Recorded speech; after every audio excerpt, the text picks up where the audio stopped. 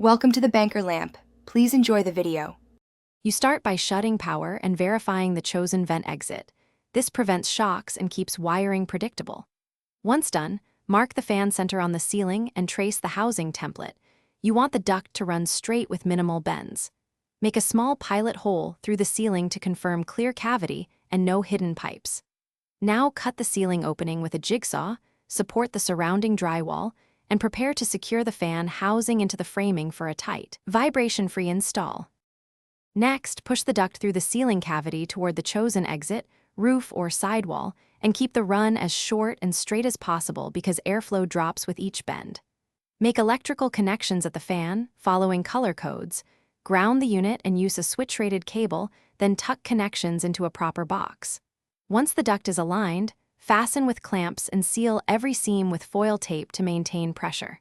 Finally, wrap exposed duct in insulation to control condensation and heat loss in winter.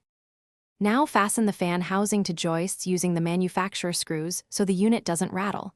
Connect the duct at the outlet and install the external roof or wall cap with proper flashing to prevent leaks. Finish inside with the trim and grill, then restore power and run the fan for several minutes.